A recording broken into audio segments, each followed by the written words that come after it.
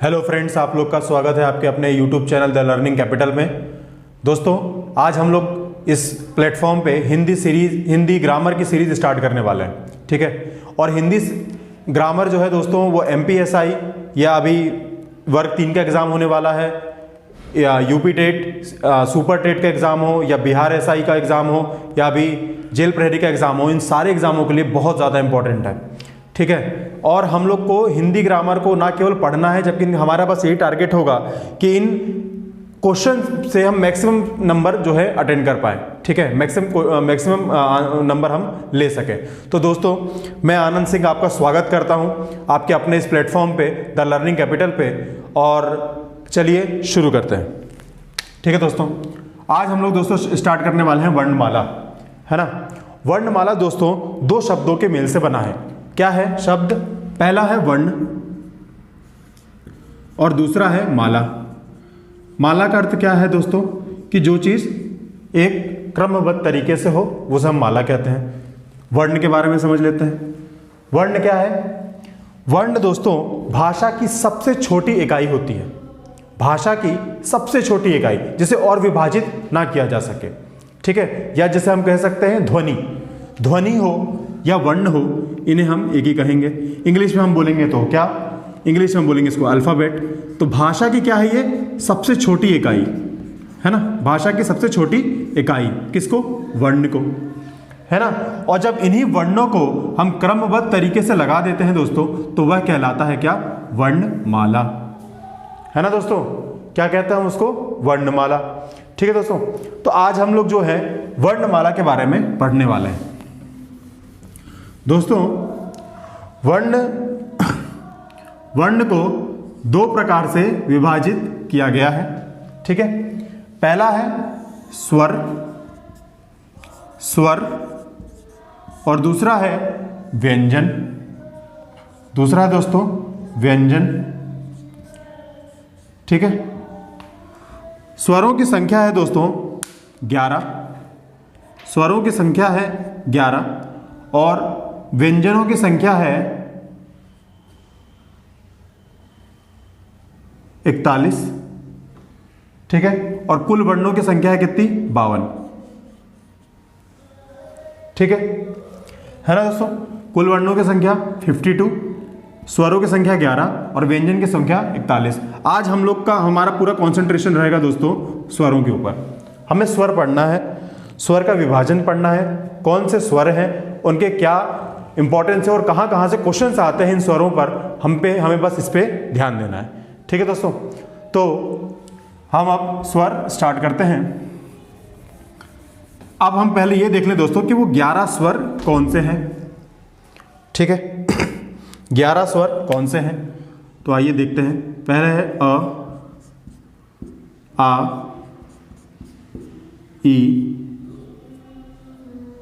छोटी ई या ई, उ,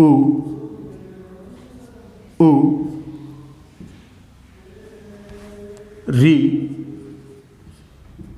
ए, ऐ, ओ, आओ। ठीक है दोस्तों, कितनी है ये? 1 2 3 4 5 6 7 8 9 10 11। 11 है, ये 11 स्वर है। कुछ किताबों में दोस्तों आपको स्वरों की संख्या 13 दिखेगी। ठीक है, 13 क्यों दिखेगी? ये क्या है? अयोगवाह होते हैं 2। कौन से?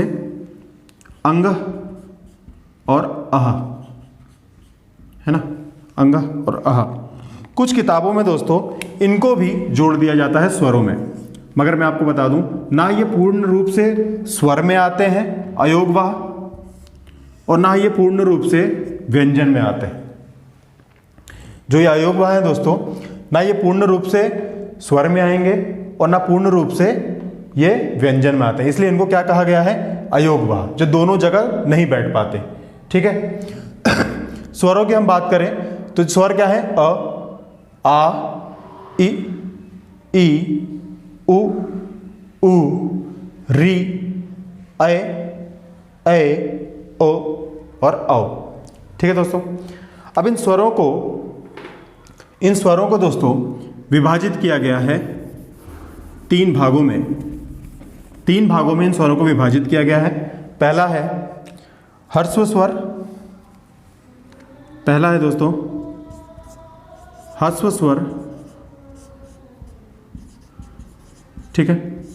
दूसरा है दीर्घ स्वर,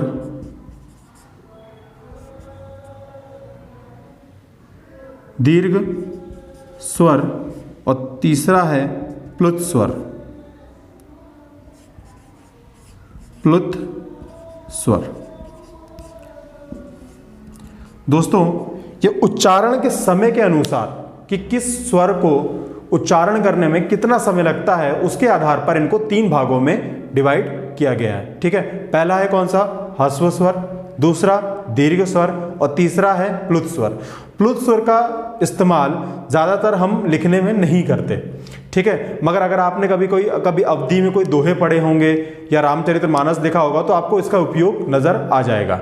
ठीक है, बाकी ह्रस्व स्वर और दीर्घ स्वर इन दोनों का उपयोग आपको हमारे ग्रामर में, हिंदी ग्रामर में लिखते समय आपको दिख जाएगा। ठीक है, अब हम इसमें देख लें कौन सा ह्रस्व स्वर है और कौन सा दीर्घ स्वर है। तो ह्रस्व स्वर वह स्वर है दोस्तों जिनके उच्चारण में, ह्रस्व स्वर वह स्वर है जिनके उच्चारण में हमें एक मात्रा का समय लगे। ठीक है, जैसे अ, ई, उ और री। ठीक है, अ, ई, उ, री, या अगर हम आपकी कॉमन लैंग्वेज में बात करें तो अ, छोटा ई, छोटा उ और री, है ना। कौन सा है, अ, ई, उ और री, है ना, 4। और दीर्घ स्वर की बात करें तो जिनमें वह स्वर जिनमें 2 मात्रा का समय लगे। तो 2 मात्रा का समय किनमें लगेगा, आ, ई, उ, ए, औ और औ। ठीक है दोस्तों, वह स्वर जिनमें 1 मात्रा का समय लगे, वह स्वर जिनमें 2 मात्रा का समय लगे। ठीक है, और प्लुत स्वर वो होते हैं जिनमें 2 मात्रा से अधिक समय लगे। ठीक है, 2 मात्रा से अधिक समय लगे। आपने इसका एग्जाम्पल देखा होगा, कहीं जगह आपने देखा होगा ऐसे लिखा होगा राम या ओम। ठीक है, ये जो आप मात्रा देख रहे हैं ये है प्लुत स्वर की मात्रा। ठीक है, अब दोस्तों इसमें एक चीज़ देखिए, कुछ लोगों को जैसे हिंदी जो है दोस्तों वो समझने का है, इसमें कुछ रटने जैसा नहीं है। इसमें अगर आप देखें तो ये जो ह्रस्व स्वर हैं, इन 4 स्वरों को, ह्रस्व स्वर 1 2 3 4, यही मूल स्वर भी कहा जाता है। क्या कहा जाता है, मूल स्वर। ठीक है, मतलब मूल स्वर मतलब इनकी सहायता से ये बाकी के स्वर बने हुए हैं। ठीक है, अगर आप आ का उच्चारण 2 बार करेंगे या थोड़ी देर के लिए करेंगे तो वो आ बन जाएगा। ई का उच्चारण थोड़ी देर तक करेंगे तो ई बन जाएगा। उ का उच्चारण में अगर आप थोड़ा समय लगाएंगे तो उ बन जाएगा। अब हम देखते हैं ए और औ। ठीक है, अब अगर आपको ये समझ में आएगा दोस्तों, ये आपको संधि विच्छेद में भी बहुत ज़्यादा काम करेगा। ए कैसे बनता है, ए जब कभी भी अ या आ के साथ ई मिल जाए, ठीक है, ई बन जाए तो वह क्या बनाएगा, वो बनाएगा दोस्तों ए, है ना, क्या बना देगा, ए। और अगर आपको बड़ा ए चाहिए तो क्या होगा, अ या आ के साथ, ठीक है, अ या आ के साथ क्या मिल जाए, ए मिल जाए, है ना, तो क्या बना देगा, ए। और ओ भी सेम है, ओ में क्या होगा, अ या आ के साथ क्या बन जाए, उ मिल जाए तो, ठीक है, उ मिल जाए तो क्या बन जाएगा, ओ। और अगर आपको बड़ा ओ या औ बनाना हो तो क्या होगा, अ या आ के साथ किसका मेल हो जाए, किसका मेल हो जाए दोस्तों, औ का मेल हो जाए तो क्या बन जाएगा, औ बन जाएगा। ठीक है। तो यह है 4, 1 2 3 4, और इन्हीं 1 2 3 4, और इन्हीं चार को क्या कहा जाता है दोस्तों? इन्हीं चारों को कहा जाता है संयुक्त स्वर। क्या कहा जाता है इनको? इन चारों को क्या कहा जाता है दोस्तों? संयुक्त स्वर, क्योंकि ये दो स्वरों के मेल से बने हैं। ये दो स्वरों के मेल से बने, इसलिए क्या कहा जाता है इनको? संयुक्त स्वर। ठीक है। तो संयुक्त स्वर की संख्या कितनी है दोस्तों? 4।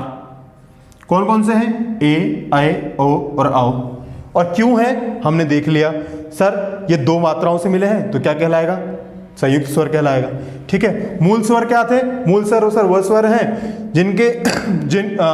जिनके और विभाजन नहीं है पॉसिबल, जैसे अ, ई, उ, ए, और इनकी सहायता से दीर्घ स्वर बने हैं, आ, ई, उ, ए, औ, औ। प्लुत स्वर जिनमें 2 से अधिक मात्रा का समय लगे। ठीक है, समझ में आ गया इतना? ठीक है, हम आगे बढ़ते हैं दोस्तों। अब मैं आपको यहाँ पर एक चीज़ और समझा देता हूँ जहाँ से और प्रश्न आता है। ठीक है, तो अभी आप लोगों ने कुछ क्या क्या देख लिया? मूल स्वरों की संख्या 4, दीर्घ स्वरों की संख्या 8। ठीक है ना, 2 मात्रा का समय लगता है, और संख्या कितनी है? 8। ये कितने हैं दोस्तों? 4, है ना। संयुक्त स्वर कितने? 4, है ना। और प्लुत स्वर तो इकलौता है ही, है ना।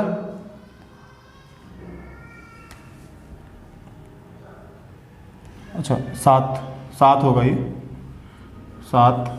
ठीक है दोस्तों। अब संयुक्त स्वर हो गया हमारे पास 4। तो कई बार प्रश्नों में प्रश्न आ जाता है कि मूल स्वरों की संख्या कितनी है, अयोगवाहों की संख्या कितनी है। तो हमने अयोगवाह देख लिया, अयोगवाह 2 थे। ठीक है, स्वरों की संख्या 11 थी, मूल स्वर 4 थे। ठीक है, दीर्घ स्वरों की संख्या 7 थी, है ना। और संयुक्त स्वर कितने हैं? 4 हैं। ठीक है, तो इस तरह के प्रश्न पूछे जाते हैं स्वरों में, तो हमने ये देख लिया। अब दोस्तों एक और चीज़ पूछी जाती है स्वर में, वो ये है कि इनका उच्चारण स्थान क्या है। ठीक है, इनका उच्चारण स्थान क्या है? तो अब हम इसका उच्चारण स्थान देख लेते हैं।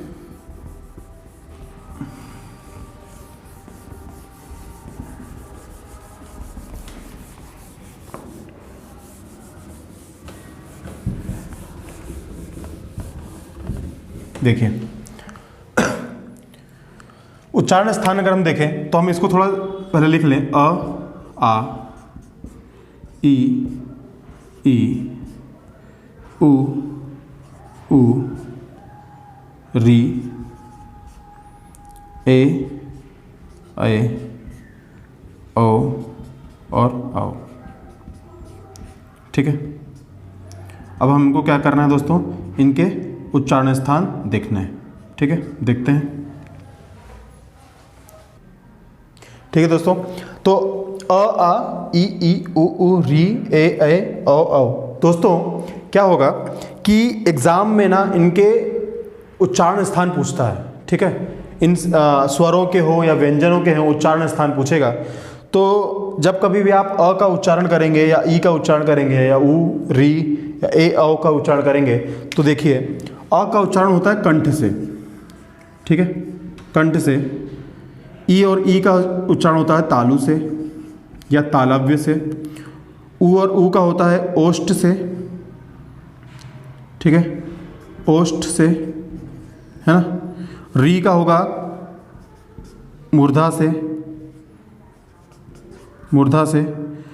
और ए का अभी मैं आपको बताता हूँ कैसे, क्योंकि आपको उसको पढ़ने की ज़रूरत ही नहीं है। अगर आपने अभी जैसे मैंने आपको जो कॉन्सेप्ट बताया उसके बाद आपको कभी दिक्कत नहीं आएगी। मैंने जैसे पहले ही कहा, हिंदी में आपको कुछ रटना नहीं है। ठीक है, अब आप अ का उच्चारण करिए, ध्यान दिएगा, स्वर है ना। तो इस स्वर में जैसे मैंने आपको पहले डेफिनेशन बताई, स्वर में क्या होगा, किसी भी तरह का कोई घर्षण नहीं होगा। ठीक है, मगर जो हवा होगी, जो हवा आपके उच्चारण करते समय निकलेगी मुंह से, तो वो किसी ना किसी स्थान को टच करते हुए निकलेगी। अब आप बोलिए अ, देखिए गले से, कंठ से आपकी आवाज़ आएगी अ या आ। जो स्वर है वो क्या कर रहा है, आपके कंठ को हल्का सा दबाते हुए निकलेगा। ठीक है, तो इसका उच्चारण स्थान क्या होगा? कंठ। अगला है ई या ई। देखिए आप ई का उच्चारण करिए अपने मन में, मेरे साथ करिए। ई या ई। तालु से, तालु मतलब कौन सा हिस्सा? तालव्य से मतलब कौन सा? ये पीछे का हिस्सा, आपकी जबड़े में पीछे वाला हिस्सा, वहां से टच करते हुए हवा आएगी, ई या ई। ठीक है, अगला है उ उ, देखिए उ हवा जो है आपके होठों से निकलते हुए बाहर निकलेगी, उ उ, देखिए हवा का स्पर्श को महसूस करिए, तो वो कौन सा हो जाएगा, उ। अब आप बोलेंगे री, री है ना, री आपको अलग ही नजर आएगा कि मूर्धा से वो रगड़ते हुए निकल रही है, री है ना, री। ठीक है दोस्तों, तो इसकी एक शॉर्ट ट्रिक भी है, क्या है, KTOM है ना, के से कंठ, टी से तालु, ओ से ओष्ठ, एम से मूर्धा। ठीक है, क्या ट्रिक है इसकी, KTOM, के से कंठ, टी से तालु, ओ से ओष्ठ, म से मूर्धा। आपने आ लिख लिया, ई लिख लिया, ऊ लिख लिया, री लिख लिया, ए लिख लिया, ओ लिख लिया। ठीक है, आया समझ में। अब आप देखिए, अभी मैंने आपको थोड़ी देर पहले बताया कि ए का जन्म कैसे हुआ, ए कैसे बनेगा, ए बनेगा सर या अ या आ के साथ क्या मिलना चाहिए, ई या ई मिलना चाहिए, मिलना चाहिए। अब जब इन स्वरों का आप उच्चारण कर रहे हैं, अ का उच्चारण आप कैसे कर रहे हैं, कंठ से, तो ठीक है कंठ से, और ई का उच्चारण आप किससे कर रहे हैं, तालु से, तो तालु से, तो इसका उच्चारण किससे होगा, कंठ और तालु से। आया समझ में। अगला है ओ और औ, है ना, ओ बात करें या ओ की बात करें, तो दोनों के साथ क्या है, अ या आ के साथ क्या आना चाहिए, उ या उ, क्या आना चाहिए, उ या उ। तो अ का उच्चारण होगा कंठ से, तो कंठ है ना, और तालु का उच्चारण, सॉरी उ का उच्चारण ओष्ठ से, तो यहां जाएगा ओष्ठ। तो आप चाहें तो इसको KTOM, KTKO कर लें, या तो आप अगर आपको ये कॉन्सेप्ट क्लियर है तो आपको याद करने की, रटने की जरूरत ही नहीं है कि नहीं। और ये चीज आपको संधि विच्छेद में बहुत ज्यादा काम आएगी, क्योंकि कई बार पहले व्यंजन का अ मिलके और दूसरे का ई मिल करके ए बनाएंगे तो आपको वहां डाउट होगा। तो बेहतर यह है कि आप इसको यही समझ लें कि एक कैसे बना और अ कैसे बना। ठीक है, और आपको यहां से यह भी क्लियर हो गया कि इनका उच्चारण स्थान क्या है ना दोस्तों। यहां से बहुत ज्यादा बार, कई बार प्रश्न पूछे गए है ना। इसके अलावा स्वरों को और भी कई तरीके से विभाजित किया गया है, जैसे कि जीवा के आकार पर, मुख खुलने के आकार पर, मुख के वृत्त होने के आकार पर। तो अब हम वो सब चीजें भी देखते हैं, क्योंकि हमें कोई सा भी पार्ट नहीं छोड़ना है जहां से प्रश्न बने। ठीक है, तो चलिए शुरू करते हैं दोस्तों। अब हम लोग दूसरा क्लासिफिकेशन पढ़ने जा रहे हैं, ठीक है ना। क्या कि स्वरों का मुख द्वार खुलने के आधार पर कितने भाग में डिवाइड किया गया है। ठीक है, तो मुख द्वार खुलने के आधार पर, है ना, मुख द्वार खुलने के आधार पर कितने, खुलने के आधार पर, ठीक है ना, मुख द्वार के आधार पर हम लिख लेते हैं, मुख द्वार के आधार पर। तो मुख द्वार के आधार पर दोस्तों पहला है विवृत, ठीक है, विवृत। दूसरा है अर्धविवृत, अर्धविवृत। तीसरा है संवृत, ठीक है, संवृत। और चौथा है अर्धसंवृत, ठीक है, अर्धसंवृत। ठीक है, मुख कितना खुलता है और उस मुख खुलने के आधार पर कितने स्वर को कैसे विभाजित किया करेगा। आप इसको इंग्लिश में लिखे तो ये होगा ओपन, है ना, हाफ ओपन, हाफ ओपन, ये होगा क्लोज, है ना, और ये होगा हाफ क्लोज।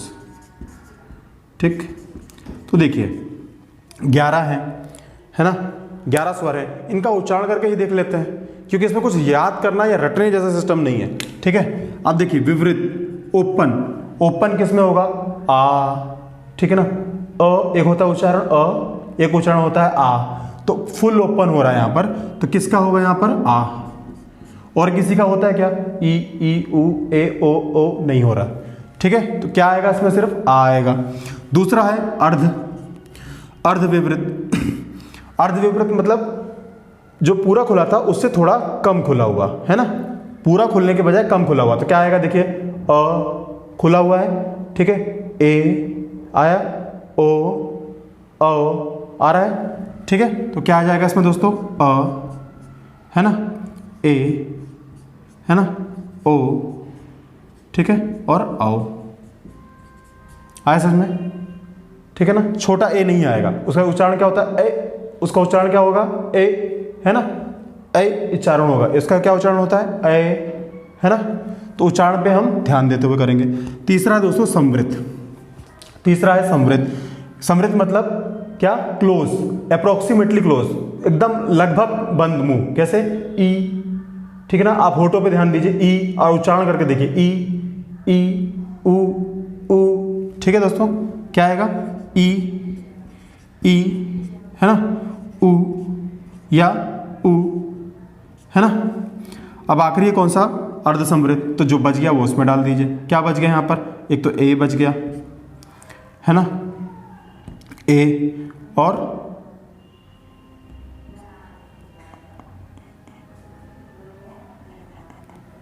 है ना, ए बचा, और एक मिनट, है ना, उच्चारण करके देख लेते हैं।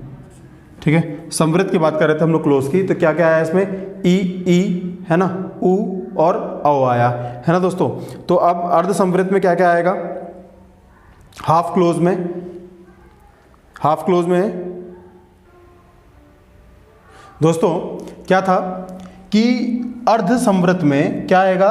एक मिनट, यहाँ पे ओ आएगा, ओ आ जाएगा, ओ आएगा, है ना।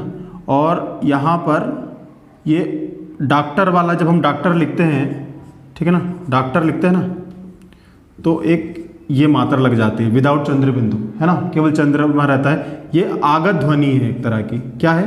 आगत ध्वनि।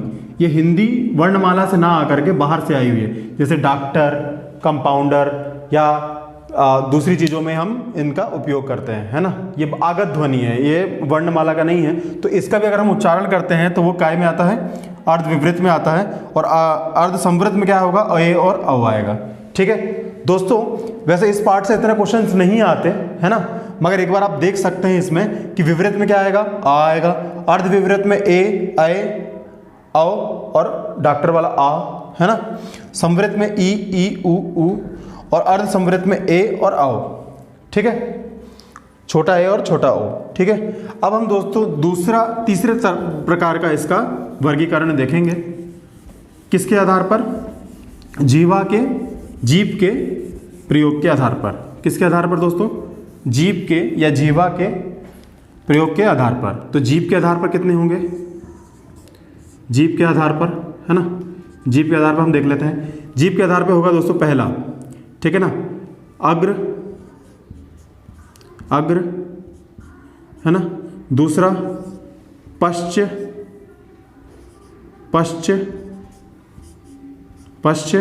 और तीसरा होगा दोस्तों अग्र, मध्य और पश्च, है ना, अग्र, मध्य और पश्च। जीवा पे जो हम उच्चारण कर रहे हैं इन भाषाओं का, तो जीवा पे कहाँ से हवा जो है वो छू के स्पर्श करते हुए निकल रही है। तो अगर हम अग्र की बात करें तो अग्र की बात करें हम, तो अग्र से मध्य से केवल दोस्तों आ निकलेगा, है ना। याद करने में दिक्कत हो इसलिए पहले समझ लीजिए कि मध्य में केवल एक ही आएगा, कौन सा? आ, है ना। और अग्र भाग से ई, ए और ए, है ना। और बाकी जितने बच गए वो सब किस में आ जाएंगे? पश्चिम में आ जाएंगे। अगर आप, क्योंकि इसमें देखिए 3 से 4 प्रकार के विभाजन है, अगर आप सबको याद करने बैठेंगे तो आप कहीं ना कहीं कुछ ना कुछ गलत कर ले जाएंगे। ठीक है, तो हमें क्या है? हमें क्वेश्चन सही करना है ना। जो आपको पहले मैंने बताया स्पर्श वाला, कंठ तालु वाला, वो सबसे ज्यादा इंपॉर्टेंट है। उसके बाद आपको क्या करना है कि भाई जीवा के आधार पर ना मध्य से केवल एक ही आता है, कौन सा? आ। ठीक है, और जो अगला भाग है वहां से क्या आता है? ई। ठीक है ना, ई। और ई आएगा तो ई के साथ ए भी आएगा। क्यों? क्योंकि मैंने आपको बताया एक ए बनता कैसे है? ई की सहायता से। जब अ के साथ ई मिल जाता है तो ए आ जाता है। आया समझ में? तो आपको इसको रटना नहीं पड़ेगा, इसके ऊपर ज़्यादा प्रेशर नहीं डालना पड़ेगा। और इधर क्या क्या बच गया? इधर आपका बच गया अ, ठीक है, क्या बच गया? और ओ, है ना, ऊ बच जाएगा। क्या बचेगा? ऊ बचेगा, ऊ बचेगा, औ बचेगा, औ बचेगा, है ना। और यहाँ पर ये डॉक्टर वाला आ बच जाएगा, है ना, चंद्र वाला बिंदु नहीं। ठीक है, फिर से बोल रहा हूँ, ये एक आगत ध्वनि है। क्या है? आगत ध्वनि, बाहर से आई हुई, है ना। जैसे फारसी शब्द से डॉक्टर हम बोलते हैं, तो डॉक्टर बोलने के लिए हमारे वर्णमाला में कोई शब्द नहीं है, ठीक है। हम उसे क्या बोलेंगे, डॉक्टर में जैसे जो चंद्र है तो उसमें हमें हल्का सा रुकना पड़ता है ना। तो ये हमने क्या किया, बाहर से लिया, कहाँ से लिया, फारसी शब्दों से लिया, है ना। डॉक्टर के लिए हम तो यहाँ इसमें क्या है, चंद्र बिंदु नहीं होगी, चंद्र बिंदु बस नहीं होगी, इसलिए हम इसको कैसे लिखेंगे, ऐसे लिखते हैं डॉक्टर, ठीक है दोस्तों। तो दोस्तों ये स्वर का पूरा विभाजन था, वर्गीकरण था, ठीक है। अगले क्लास में हम लोग इसमें क्या करेंगे, व्यंजन के बारे में पढ़ना चालू करेंगे, है ना। तो आज हमने क्या क्या पढ़ा, एक बार इसको रिवाइज कर लेते हैं। हमने क्या पढ़ा, वर्णमाला क्या होती है, स्वरों की संख्या कितनी, 11, व्यंजन की संख्या कितनी दोस्तों, व्यंजन की संख्या कितनी थी, 41, ठीक है।